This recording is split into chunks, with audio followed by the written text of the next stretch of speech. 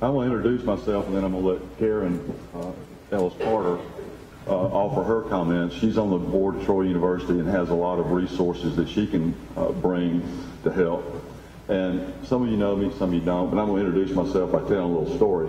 I almost got locked up right next door here, and it was over something that I didn't see coming. And I don't think we were ever malicious growing up, and I think the good folks that cared about us here knew that and didn't lock us up. But I came to be the lifeguard of the country club, and we were down at the Tasty Freeze one night, and all my friends were saying, boy, it's such a pretty night. What if we could take our dates on a moonlight ride? And the moon was like one of these big moons. It was down over the Johnson cow pasture there next to the convenience store, like you just reach out and touch it. And it was a pretty night. And they just kept saying that because they knew I was a lifeguard, which meant I had the keys to the country club, which meant I could get to the golf carts. Well, that's what they wanted. Their idea was for us to go ride our dates around in the middle of the night on the golf course. So finally I gave in. I thought, you know, it's really not going to hurt anything because we can plug the golf carts back up, there'll be no damage done. And of course Sunday was going to be the next day. That was their biggest day at the country club then, because a lot of folks still had to work on Saturday, but that's when they made their bigger revenue. And a lot of folks came from out of town and played there. But so we go out there and I unlock the golf carts and we all get in them, and they all took off in different directions. And I was like just completely white-eyed because I didn't know what to do. I lost control of everything right off the bat. And well, I thought, well, it's here now. So me and my date went hole 1 and hole 2 and hole 3. But I thought we were going to ride around like a group and visit and talk and everything. Well, y'all don't know hole 8, but hole 8 is on a hill, and it overlooks the pond, and then you kind of curve around an 8, and you cross the pond, a skinny little dam, and you go back up to 9. You have to tee off from 8, hit across the pond.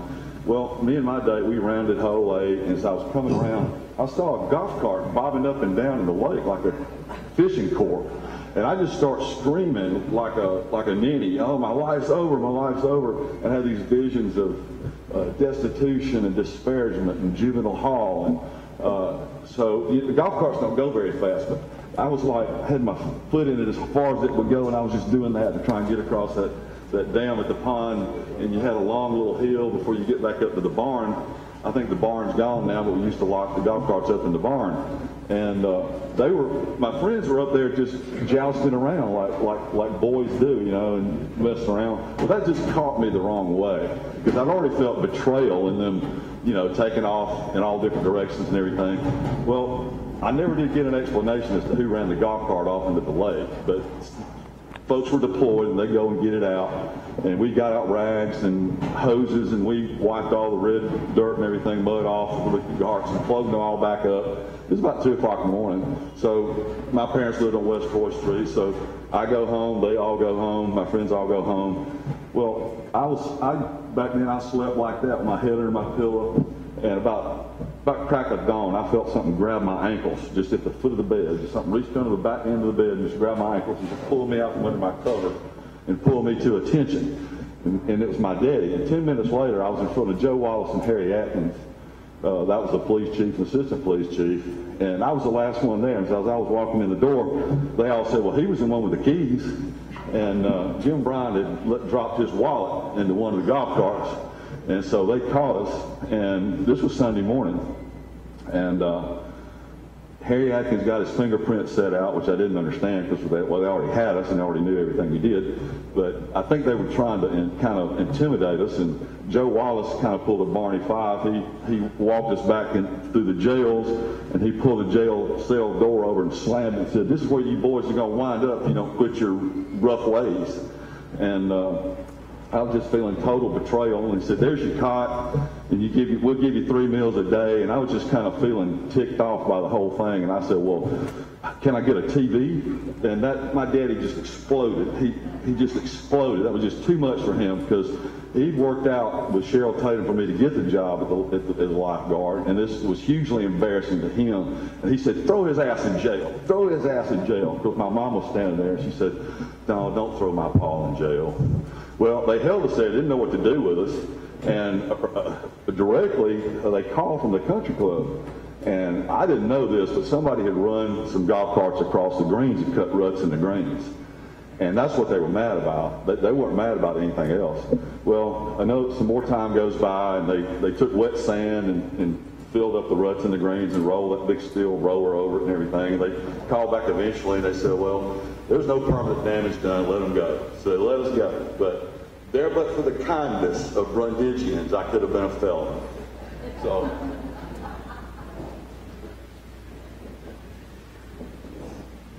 Good morning. I'm Karen Carter, and I do not have a story like that to tell you because I grew up on Tunnel Road and we can do things like that, Paul. So, and even if I had, I wouldn't be telling you that today.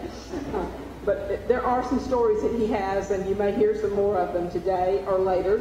But I am here just to, Paul invited me down to lunch so that we could have a discussion. And I think when he invited me, there were going to be a couple of us.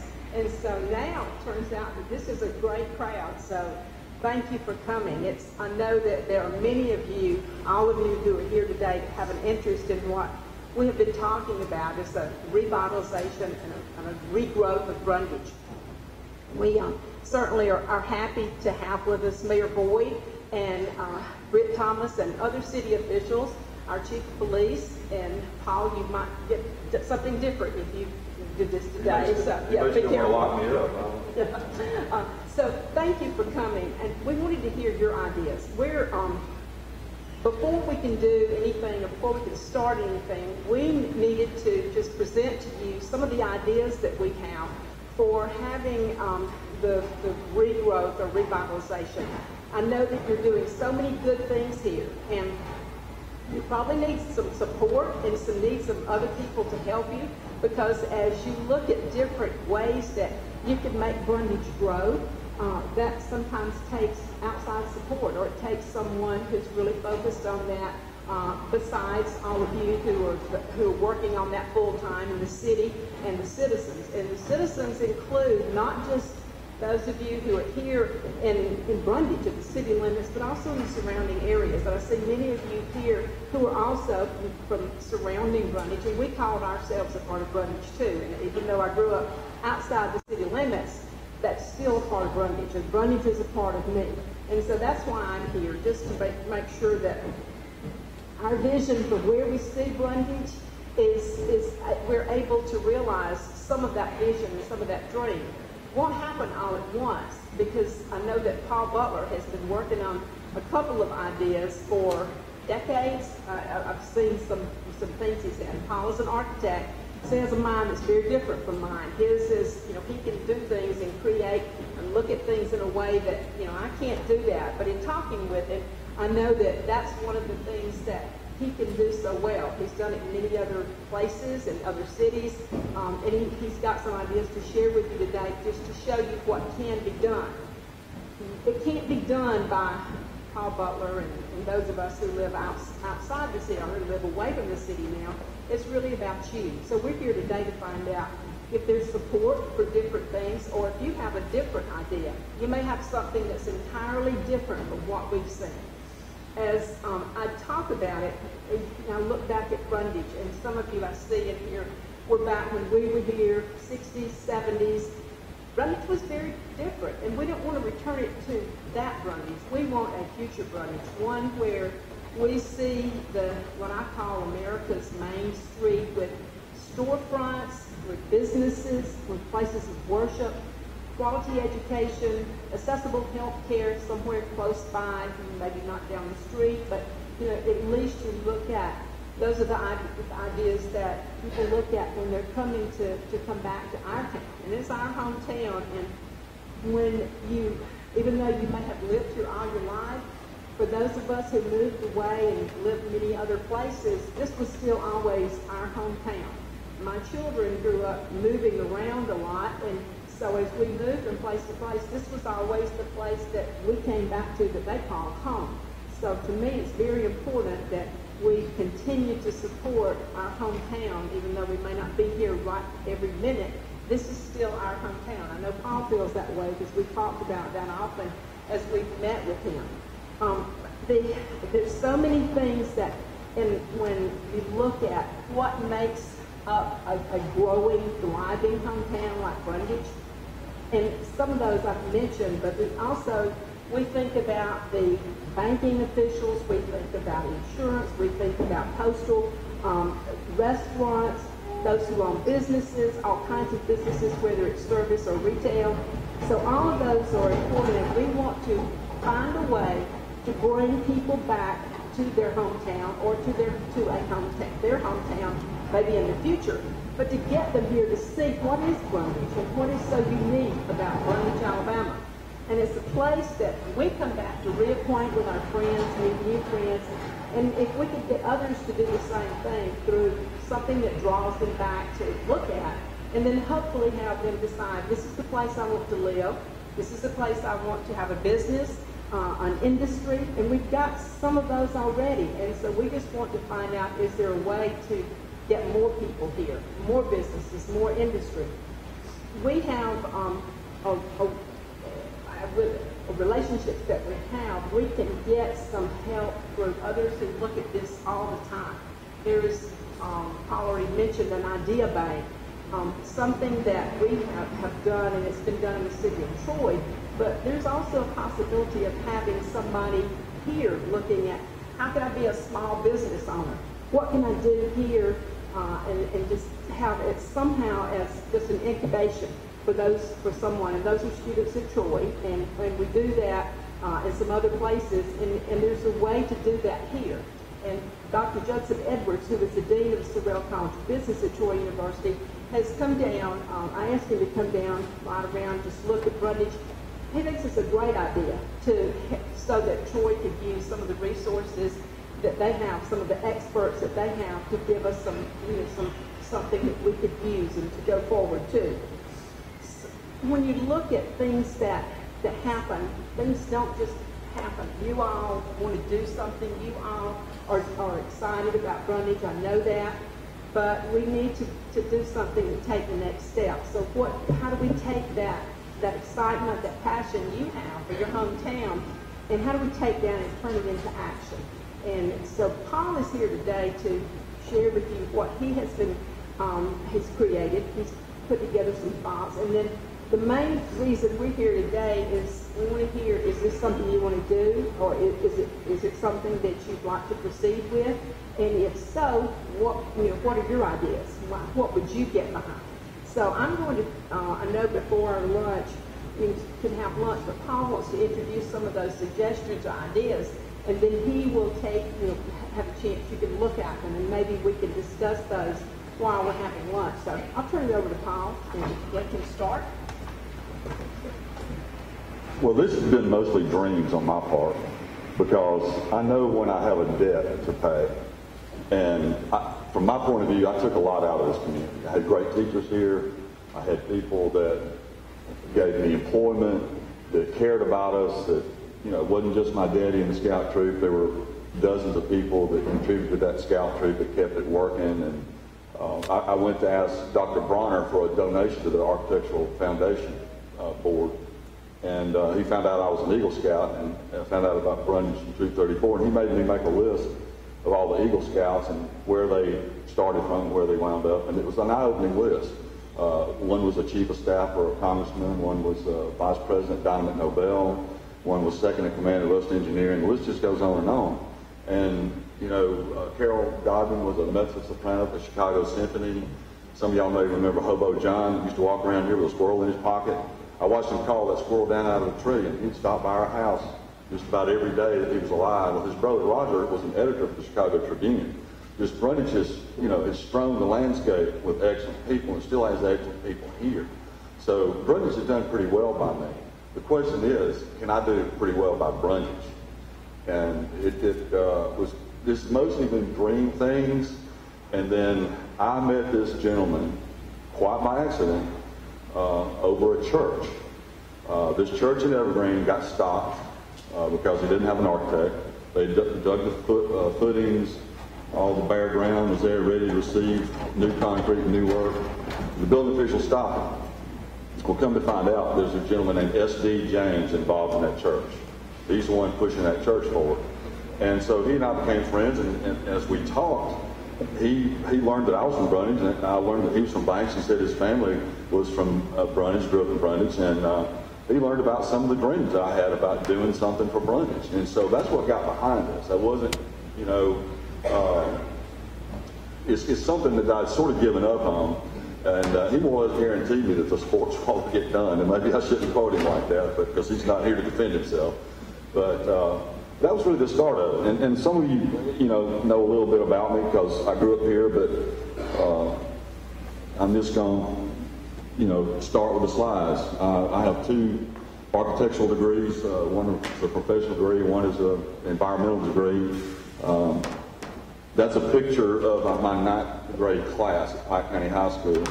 That's Karen right there. And the guy that looks like he can't figure out why he's there is me. That's me right there. I was the first architect selected to represent, the first Alabama architect selected to represent the United States at the Verona Pierre sabbatical, and still the only one. And that's my class there. And there's architects from 10 other countries.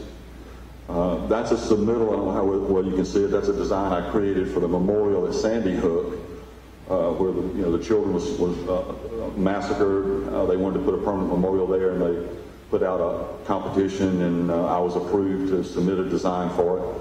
I would like to see Brundage get a war memorial, because I think it would draw people in. It would be something for people to see. I was the architect that restored the University of Alabama's oldest building, and that may seem like a stretch, but that's an economic development, because there are people from all over the state that come to have functions at this gorgeous museum. I was also selected to restore the Bryce Hospital, which was bought by the University of Alabama right in the middle of the project. And it's a unique building. It's one of 7 Kirkbride designs. There's only 3 of them left in the country. The other 4 have been turned down. Bryce was in such bad shape they could have easily torn it down, but they restored it. But all these mental health experts, they still come to Bryce, so it draws people.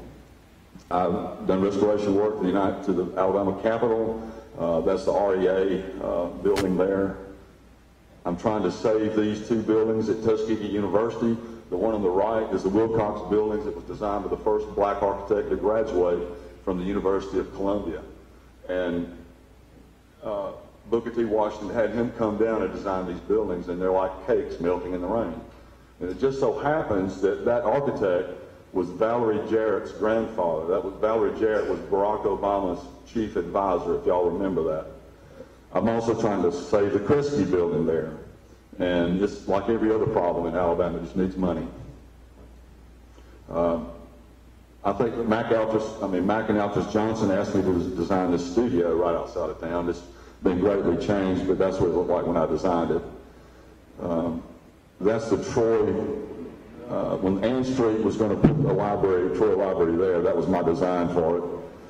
And Jimmy Lunsford had me design an academic school, a performing arts academy, that was to go in Troy. And it took me a weekend to do that. I just didn't go to bed.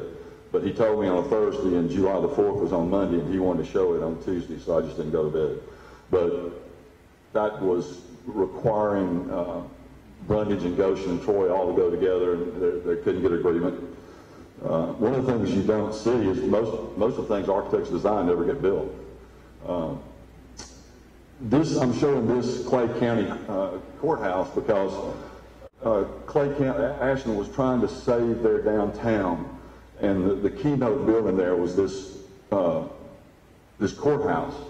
And Judge John Rochester had unique political influence, and he was able to get 2 transportation grants, and we got rid of all the, you can see how the building is rotting and needed repair. We fixed all of that. I also had a project at Honda, Alabama, which Honda, Alabama is different from Honda. There's a whole different corporation, it's Honda, Alabama. But they were going to terminate the production of their van in 2 plants. One was in Marysville, Ohio, one was in Canada, and they were going to consolidate them to Lincoln, Alabama. And that turned Lincoln, Alabama from being a Banks into, I don't know, it's huge now. I'm not sure, it may be close to Auburn in population. This is the resort in the Gulf of Aqaba. And I came by this completely by accident. There were some Egyptians that came to the Air War College, and they were at lunch at a Montgomery restaurant, and they were talking about it at a table next door. And you hear a lot about how foreigners hate Americans. Well, it's still a status symbol for them to have an American architect. And so we got that, and we sent 6 people over there to work on that resort. And that's gigantic economic development. I mean, people come from all over the world to the Gulf of Aqaba because it's a very pristine, very lovely place. I mean, you can just see this resort is something. And if you remember Dodi Fayed that got killed with Princess Diana, these are his cousins. It's a gigantic family. They own this super corporation called Accor. Accor owns 1,800 properties that look just like that, mostly where kings and queens go to vacation. And as we were pulling out of Egypt, they bought Motel 6, which I'm not sure when they did that, because that's completely different from their business line. This is a spin tower, and it's another accident. I didn't know anything about it. It just came my way. There's a Brazilian group that have patents that make an entire building spin, and the interest there is when you're selling beach property, you're always selling view. Everybody wants a view. Well, they have the patents to make an entire building spin. They can make each floor spin separately, make them spin in reverse, as opposed to the floors above and below. And we built a model of it in Curitiba, Brazil. Why Brazil? Because Brazil has some patriotic Germans that fled to there after World War II, and they were the ones that had these patents. They just didn't know how to market it. And there was a company called Carousel in Destin, Fort Walton. One of the partners in Carousel was a college buddy of mine, and that's how I got involved. But it was to go in Dubai, and you can see what the model looks like there. This is Elmore, Alabama, and that was an old brick kiln. And I did this for a developer. When the market softened, all this kind of flatlined, but I turned it into a restaurant. That's another Winn-Dixie shopping center. If you can see on the lower right, you can see what it looked like. And then that was my visioning of what it could look like. That's Faulkner University. I've had projects at Faulkner University for, I don't know, the last 18 years. That's another Faulkner project on the left. And on the right is a little watercolor of a chapel that was supposed to go at Blunt Springs. It's never gotten built either. They just have never raised the money. I drew a design for an air terminal at Tuskegee, and air terminals are big economic engines.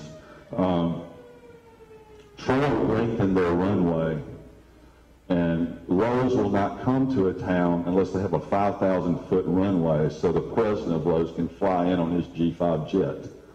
And I also have worked at Clanton, Alabama, and they've lengthened their runway, but they haven't gotten to Lowe's yet, but that's why they lengthened their runway. I drew this project for another architect. It was Troy's business campus. It went to Phoenix City. There are a number of buildings in Troy that I designed. This is the health department. I also did the district attorney's building and renovations of the courthouse. I have a number of historic restorations on Commerce Street in Montgomery. That's one of them. If you see this little pencil sketch here, that building was really complex. I had to measure every brick to draw it. But if you can tell kind of in the lower right-hand corner what it looked like, it's night and day difference.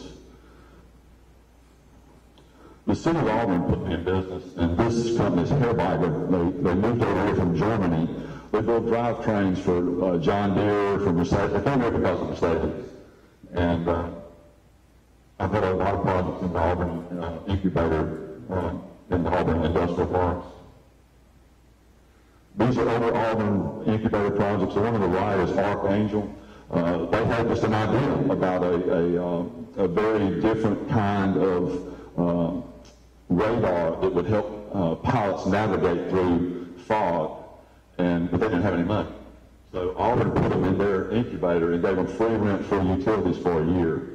And on the left is just a medical packaging company, and again, this one that was that Auburn gave them free rent for utilities until they got on their feet. And, that's been the real key thing about Auburn is they've incubated so many businesses. You hear a lot about the ones that they win from way over yonder that moved to Auburn, but they've incubated a lot of their industry. And this is Arcade Carbon Fibers. Arcade Carbon Fibers designed the brake shoes for the Concord jet. And here again, it was somebody that had an idea for a better brake shoe. They just didn't have any money. So Auburn put them in their incubator. They grew them up to a point that they needed their own building, and this is the building that they went into, and the British company has since bought them out and have moved to England. This is J Electric, which I designed. It's a big part of Montgomery, Alabama's economic progress. You never hear about things like J Electric, but they're on like 24 hours a day call with International Paper. The International Paper has these electric engines that are about the size of a locomotive. It takes 2 cranes to pick them up. And they have a spare engine sitting by, and then when an engine dies or fails, they pick it up, they move it to J Electric. J Electric redoes the copper windings and rebuilds the engines and returns them. This is Kiesel Park, and Auburn started looking at towns like Columbus, Georgia. Columbus, Georgia claims to have more parks per capita than any city in the South. Well, Auburn saw that, and they thought that was a good way to also bring people in. That's Kiesel Park, which I designed, and I got very lucky on that. If you look very closely at the photograph, you don't see any nails or bolts, because I looked up and got an old-fashioned wood fitter, and he fitted a lot of this wood together without that. Now, only bolts you see are the ones that we wanted to show off. The reason I got this idea of a sports wall in Brundage is because David Housen asked me to design the Tiger Walk for Auburn. And, I saw how it drew people. Like during a ball game, you can walk around and see people walking from stone to stone, reminiscing about this and that athlete. Of course, now the people that live there all the time, they get used to them. They just walk over them and don't pay a lot of attention to them. And so it inspired me to think more in terms of a wall for Brundage, because for one thing, when they're in the sidewalk, they're dispersed. When you got them in a wall, they're all kind of collected together, and I think it has more impact. I think they're up to like 80 stones. And this is the design that S.D. James has seen. And I talked to Miss Fred Baxter's mother, and she told me something about that they had his name featured somewhere up, but they took it down. And so she was real excited to learn that maybe we could do something like a sports wall and have a stone for her son, a stone for Cornelius Griffin, for Chris Nixon. My question is, how many more Cornelius Griffins have we got in this town? How many more can we come up with? I think it's a bunch. But, give these young kids something to inspire them. And I want to draw people to the downtown. I always say that I'm not the decider, I'm the advisor. I can come up with these ideas, but this is your town. I mean, my parents are gone from over here on West 4th Street. Their house is sold and gone. I don't live here anymore. I just have a lot of affection for this town, for the people here. And I've always felt like I need to give something back, and I haven't been able to. And it's just frustrating to me that, all my efforts have just, haven't arrived. And but sometimes your failures teach you more than your successes. If you look at the pricing I've received, and that's just preliminary pricing. There's still some ideas kind of floating around. When you see the end of the wall here, this pendant that just says PCHS School, I was sort of like a gnarly looking bulldog's head or something there out of bronze or cast aluminum or something. And I'm still talking these ideas out with S.D. James, and he's very excited about it. He's sent me emails every day since I've been working on this, and he wants to see this happen. And, there's a lot of things that can be done. I don't know if you have these athletes maybe buy their own stone, or you have a big event. I was asked to be on the Boys and Girls Club board in Montgomery. I don't really like to be on boards, but I get put on some. I'd rather just do the work. But Fred Baxter came down. He bought there were maybe 20 other pro ball players that Fred Baxter and Cornelius Griffin got to come to raise money for the Boys and Girls Club. I still have a $200 leather football that I bought at auction there that would cost $35 anywhere else, but I answered the bid because I was on the board, and the board members all wanted to contribute too, so I got a $200 Fred Baxter football. And but whether you have a big fundraising event, or whether you sell T-shirts, or whether you make this part of a community block development grant, there are other ways to go about this. And I think Mr. James has other ideas about that he has not necessarily expressed to me. And different people have said different things about where it should go. S.D. James would like for it to go right on the edge of the property there next to the old Hilderstein food store. Other people suggest other locations. Only thing I would say is, if you don't revive this downtown, you don't have a town. You got to revive it and re-energize it. And I would like for it to go downtown where it could, maybe spark other kinds of economic development. That's a blow-up view of the Stones, and I don't necessarily have all the right information. I would need for somebody to, and Ronnie Ingram, I don't know if Ronnie Ingram's here, he said he was coming. Oh, there he is. Ronnie's the one that opened my eyes to the fact that there's about 20 athletes from here that date back for years. That's what gave me the idea of doing this in a grander way. Because I worked with Willie Griffin at Doxy Foods, and so I've always known, of Cornelius Griffin. I always kept up with what he did at Alabama and when he went on to pro ball. And I just think there ought to be some way to recognize our champions. These are our champions. And, you've got these children growing up here, and I think it gives them something to look up to. Because they know about them, but they're just kind of gone with the wind, And I would like to have a daily reminder of these excellent people that have come up here. And, but ultimately you're the decider. I did the Auburn downtown. Now, Auburn did things a little differently than the other downtowns I have investigated for this presentation. They gave each store owner $5,000 to do new lighting, to do new awnings, to do new signage, to paint, whatever they wanted to do. And they paid my hourly cost, to go sit down with each merchant and ask them what they wanted to do with their store. And I designed it and gave it to them. And that's how Auburn did their downtown. And then, of course, you look to see all the downtowns I'm going to show you. They've all done the period light fixtures, which you have done here. Auburn has some different ways of doing the red lights to get rid of lines, the power lines. They paving, of course, they got the Tiger Paw in the town. And a lot of these other towns I'm going to show you are bigger, and they have other things going for them.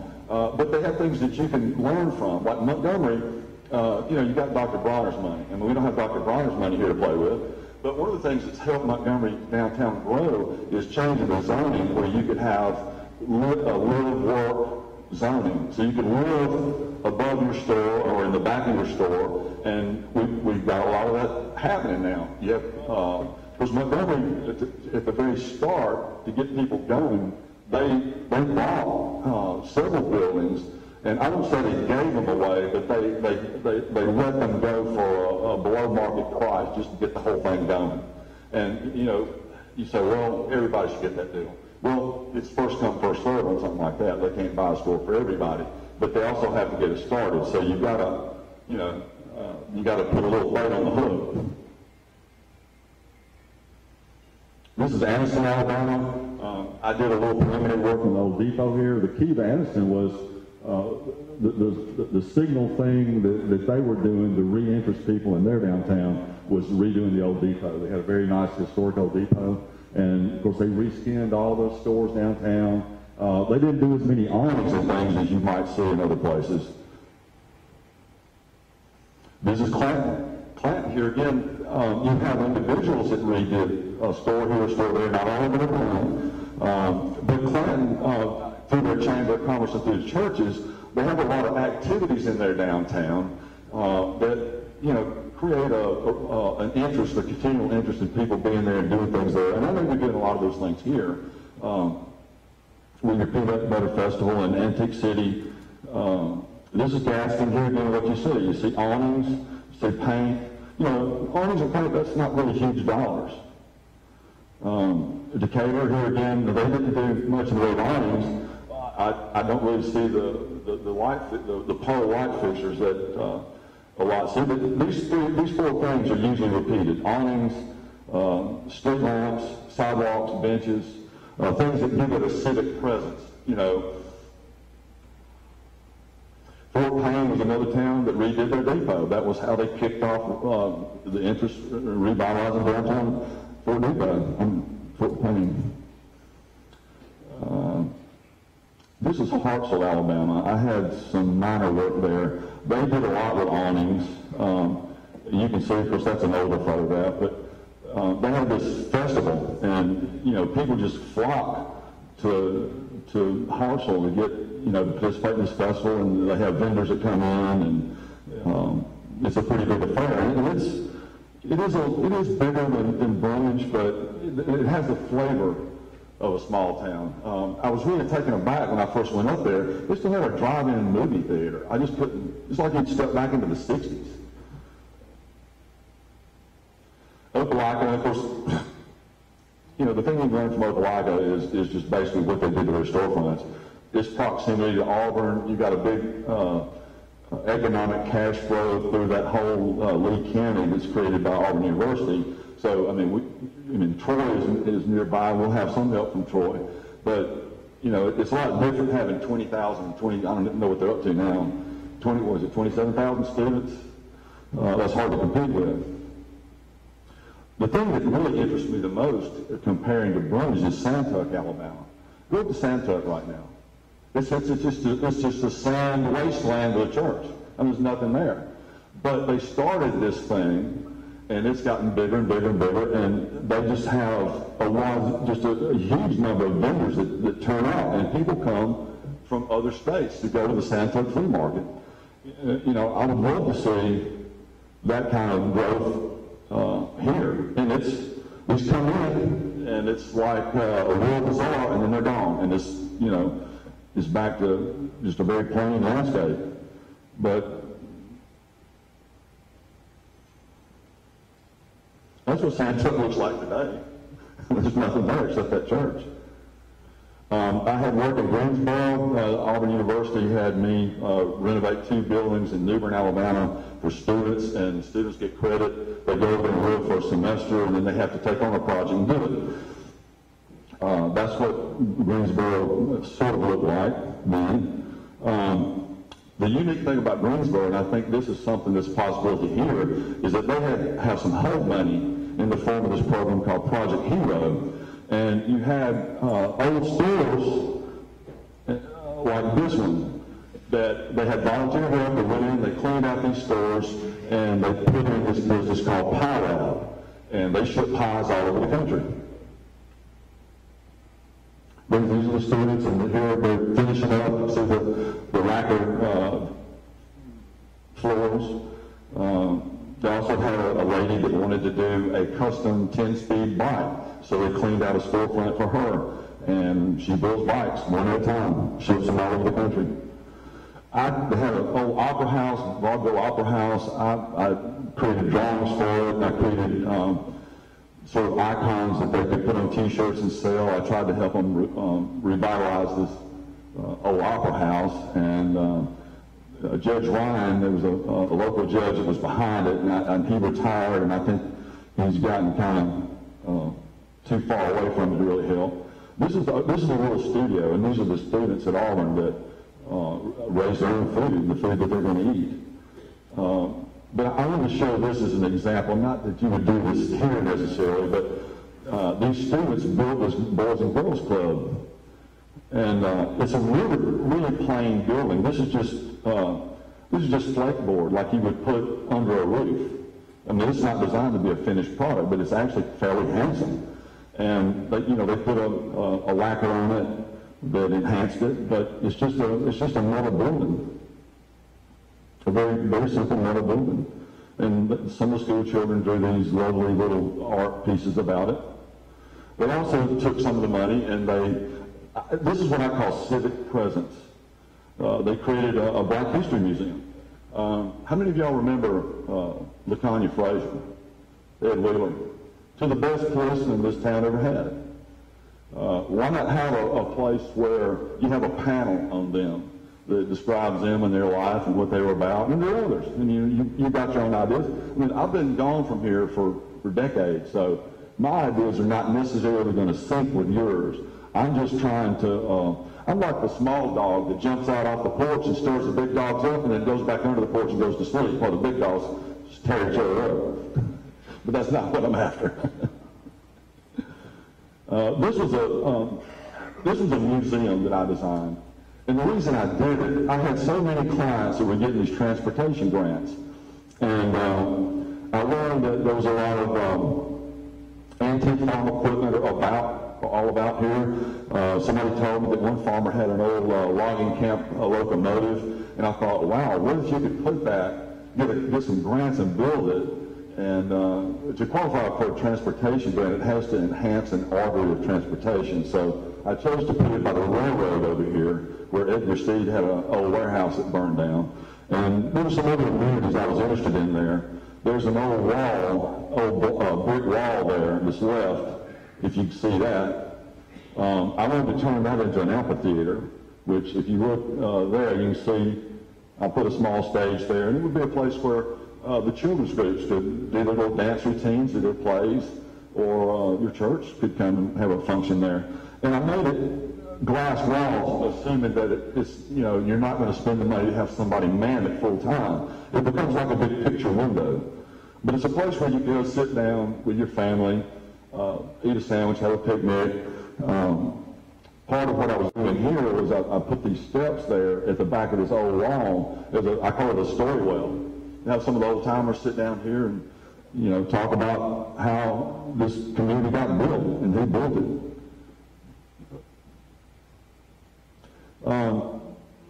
This is an idea that Dr. John Key had.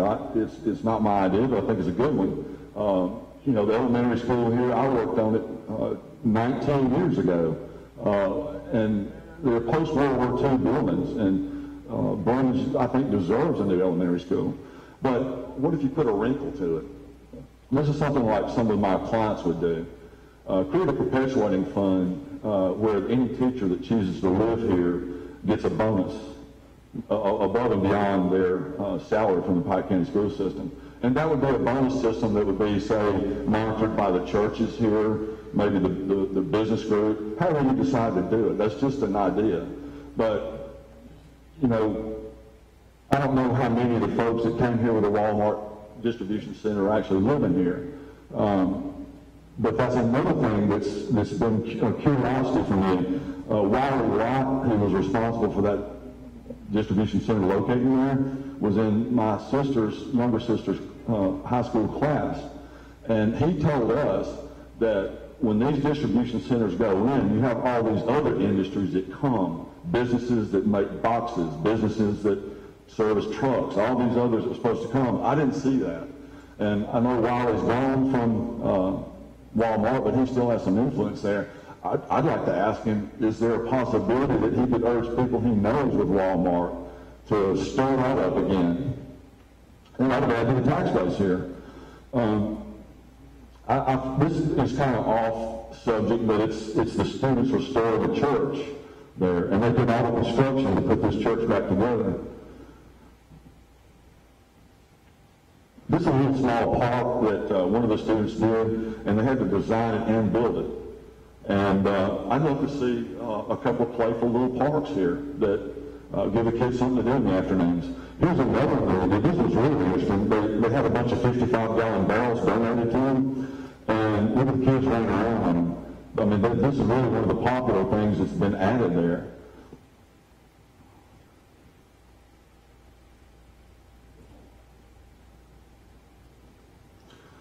I want you to look at this football team. That's me right here on the left. All the ones in yellow did not live in the city limits of Brundage. What made Brundage was we had all these folks from Tennell and Josie and Pronto and Tarentum, Connell Road, one of my good friends, Kenny Connell. We had all these folks that came in, And I don't know if that's still the case or not, but, and I don't know that I have a point to make about that, but it's just, it's something I think about. And I love sayings. I think the philosopher I like, Martin Heidegger, said that cliches are cliches because that's the only truth there is. But Marcus Aurelius said, remember there's very little needed to make a good life, to make a happy life. But, and that's really what I have to show today. So I'll open it up. If Karen has other comments, or if any of you have anything to add, I'm going to work with SD James to see how we would go about getting this wall. I hope it's something you would approve of, something that you would get behind and support. You know, I'm only trying to be as nice to you as you were to me.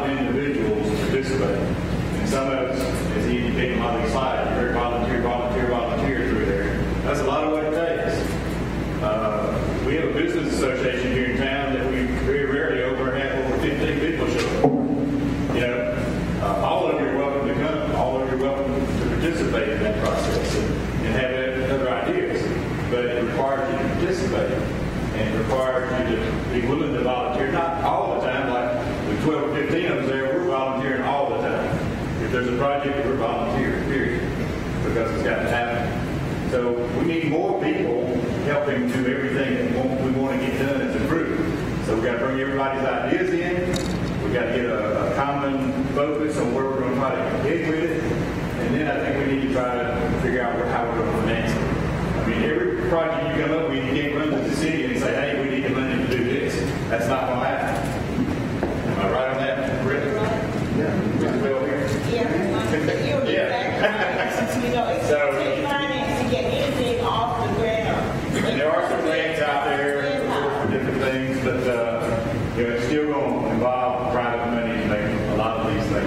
This lady, the question over there.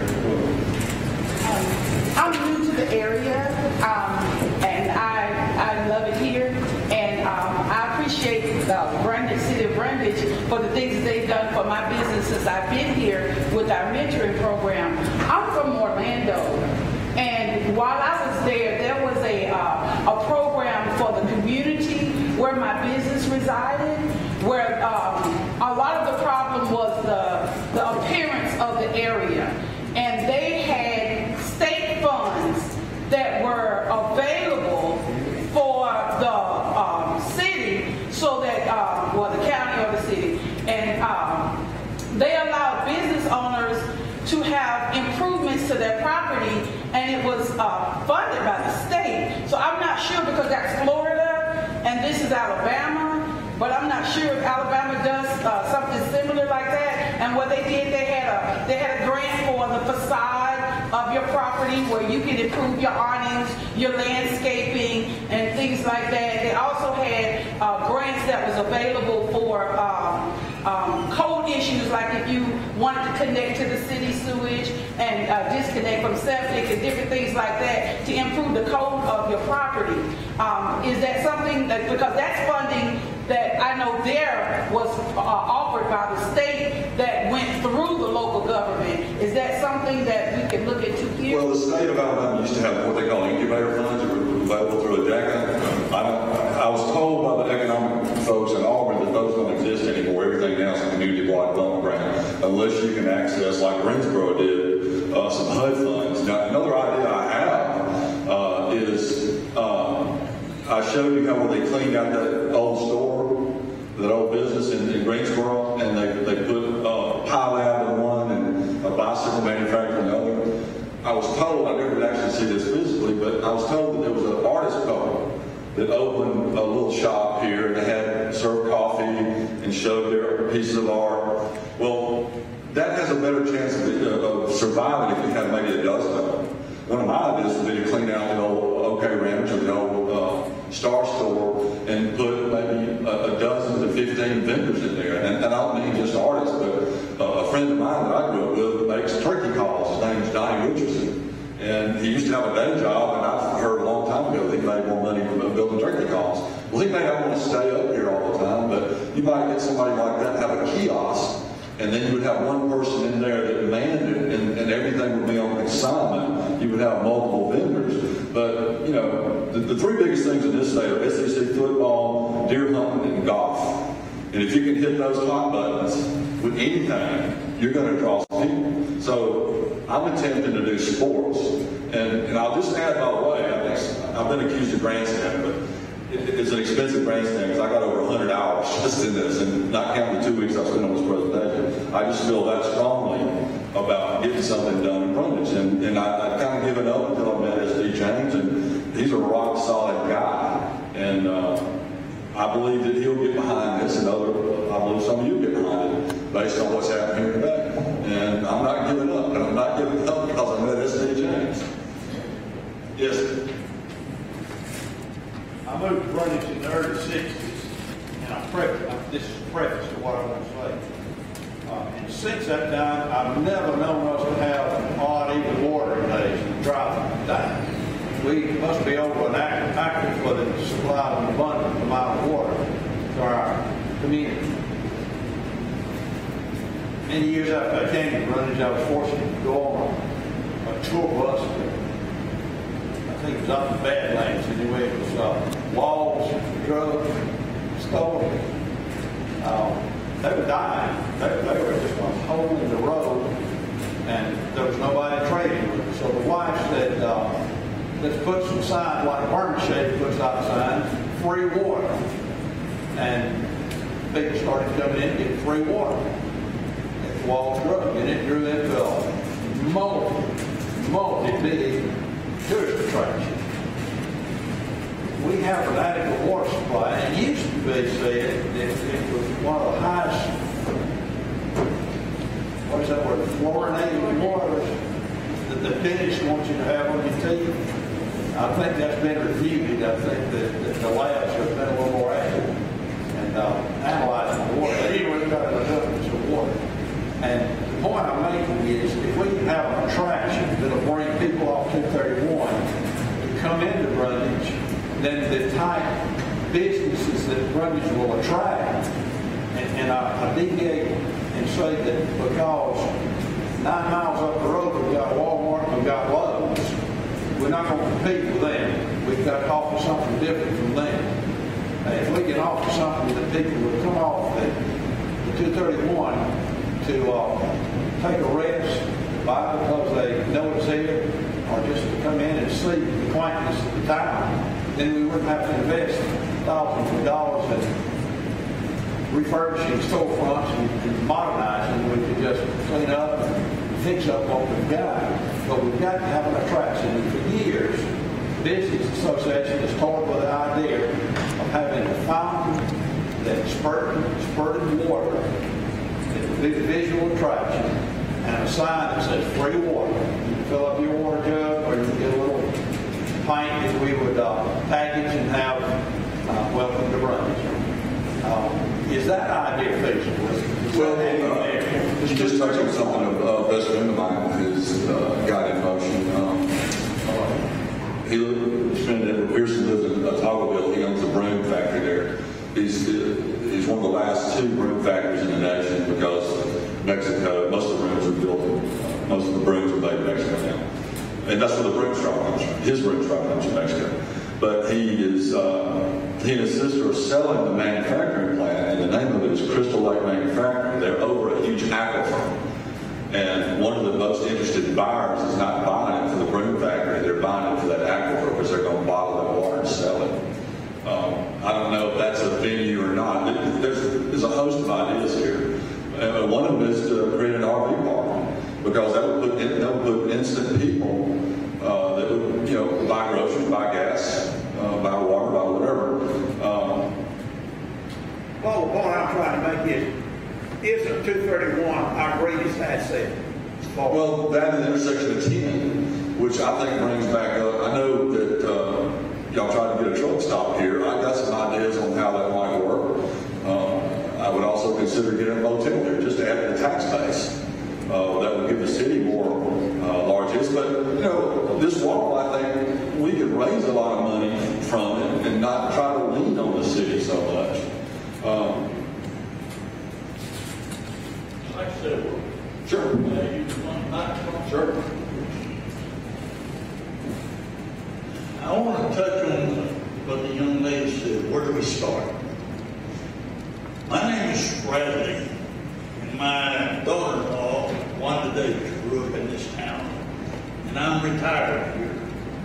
And sometime I've thought about Brundage and what could be done, but I see a starting place, and that is, I think we've overlooked, what it takes is for businesses to survive here in this town, in this community, is people coming in and spending money.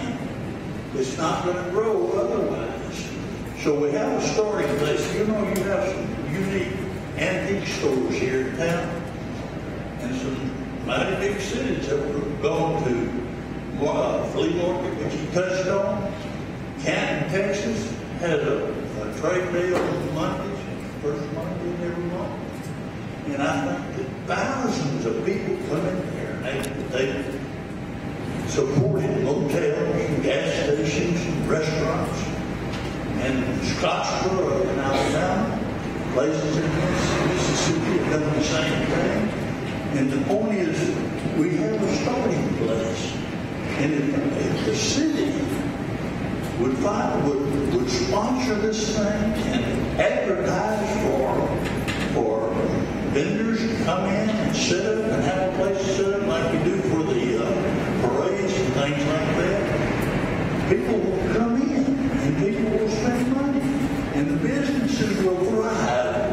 And I think that we need to give a lot of thought about where do we start. And I see a starting place. I've been thinking about this for a number of years. I've been here now for 11 years in November. And I love it here. I never was a country boy. I lived in the city. And I'm having to learn to be a country boy. But I think we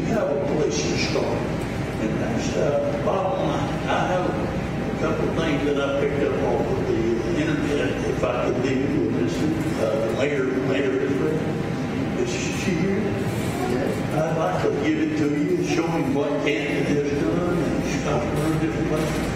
But think about it. And I'm here and I'll make that all I can. God bless. I want to mention something. Hold on a second. What you got? Did you notice that he got information off the internet? One thing that Greg, Linda, and I talked around is, and Karen could help us with this, is get us a dynamic website for the city of Brundage. I have 3 young adults in my family. When they're traveling down the road and it gets lunchtime, they want to know where can I walk my dog and get something to eat. Brundage can already offer that, but nobody knows it. We've got to work on our website.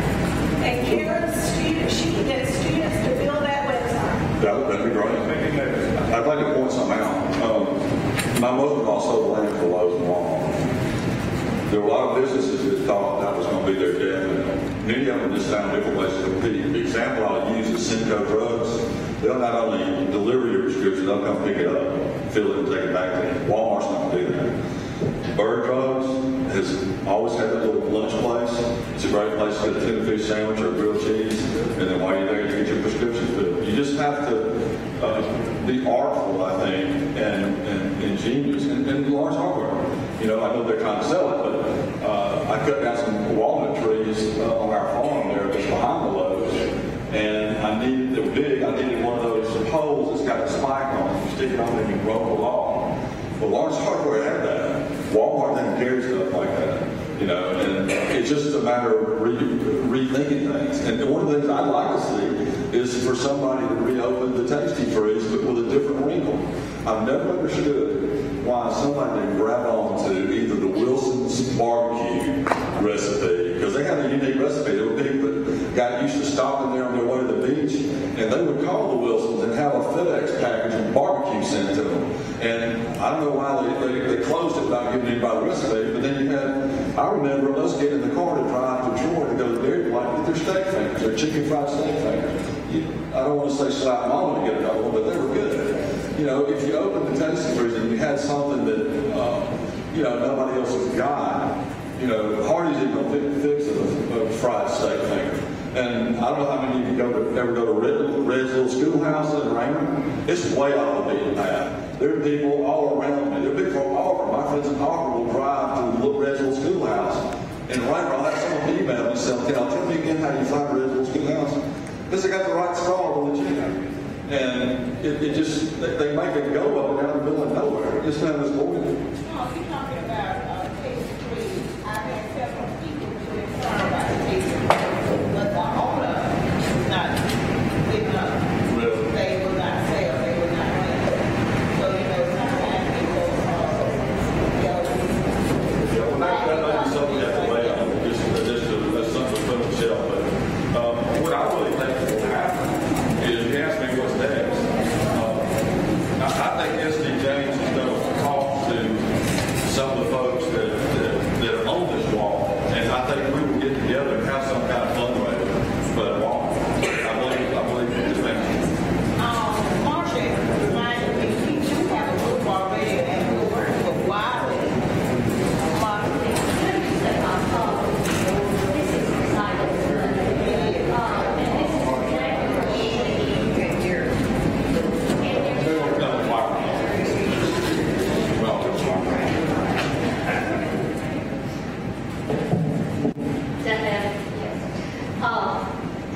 I'm Marcia Gaylord, Corporation, and we've been meeting with Isabel and Red and several of the council people already about this exact same thing.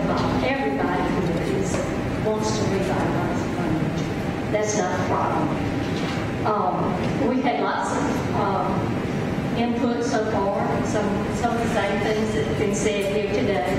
What we need is, at our next meeting, for everybody that's in this building to come back. Because that's exactly what it's going to take, is local people getting involved and making a difference. And we've talked about this in several of our meetings.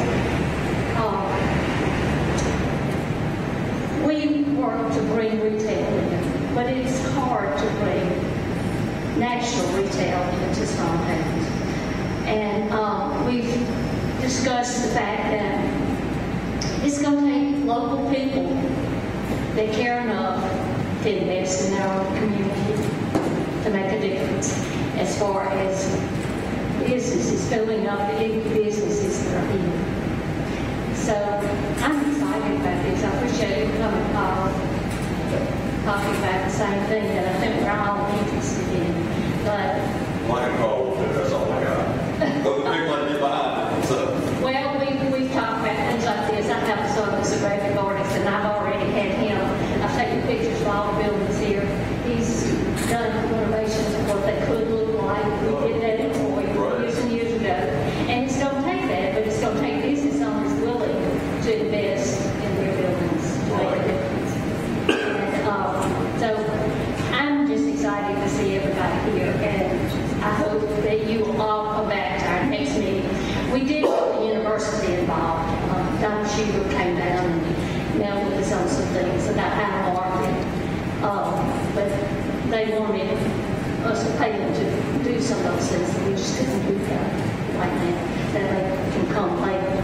There's some things that have got to be done before we get to a point to do a big marketing campaign. So I hope you will all commit to come to our next meeting. What's your next meeting? Whenever Isabel decides to. We'll let people know ahead of time. Marshall, just like here, it's got to be advertised. This town has got to be advertised. You can put a bar in the middle of town there, it's advertised. Well, we've talked, and we've talked about that, maybe some billboards, but we've got to have something that will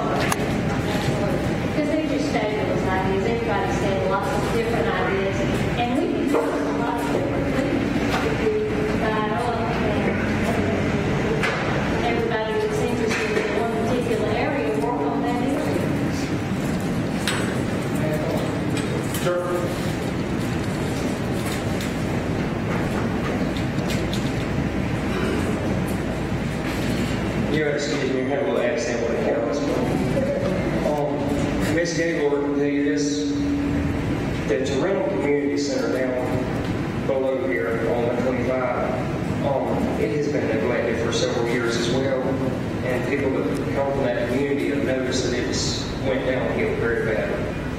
But I called Ms. Gaylord, we tried to get some grant money. It's hard to get grant money out of the city. What I'm really getting to is my dad, I, several others in the community were elected to the board to get something jump-started. And now that people are seeing that people are getting together and starting to do things to fix the building, and really more people are coming to help. And I believe if we could do that in Brundage, it would do the same thing. This past Saturday, we had a peanut bowl, a cane sale, and a pie sale. We raised a little over $5,700 just right there, that day. So I think if we could get something together and everybody would commit to actually helping, maybe we could do something like that in Brundage. Get your dad ahead of it. Come on, no. And that is pretty good call.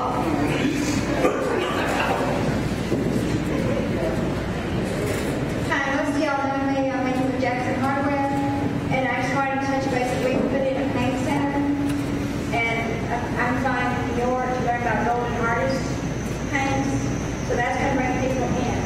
But as far as me and Ron getting my boss on the building and trying to fix things, we can do at-cost paint for the business. So whatever we need to do to build this town, so our business will grow along with everybody else's. So I just wanted to say that whatever we need to do. Now, of course, we can't do that for the whole community, but business centers to fix things. Well, you bring up a point that I've been thinking about, and there's a set of things that people have to do that you have on Main Street. You're going to come to Main Street, one is the drugstore, which I guess that's all on. Two is the barbershop, which I'm told is not open 5 days a week. Those things can change. And three is the bank. And of course, we just lost the bank, but, you do have to go on Main Street. Well, I'm talking about, we got, I'm glad we got to go back, but my focus with this wall is trying to build up downtown. And we got all those other things, we have to have a reason for people to come downtown and to recreate those or revitalize those. Yeah, and some of y'all may remember this, but, NAFTA has just gotten changed. And NAFTA put to death all these little Texans, all these little towns that we had Texans of some kind. Andalusia, Geneva, all of them had Texans. We had 800 man Texans, we only had like 800 jobs. And I remember when we had the brunch banner, Jack Rooster, and they cut the ribbon on that thing. There was a big article in the brunch banner about the Fruit of Loom shirt factory down here. And the president of Fruit of Loom was here. And he was asked, well, why did you put a factory in Brunch, Alabama? He said, because Bob Calvin asked me to. And I was told this story that's in the Brunch banner. I think we still got a copy somewhere. My dad recorded, he saved everything. But Bob Calvin got his car and he drove to Kentucky. I don't even think he got an appointment. He just sat in the lobby of the president of Fruit of Loom in Tennessee. And that's how we got it.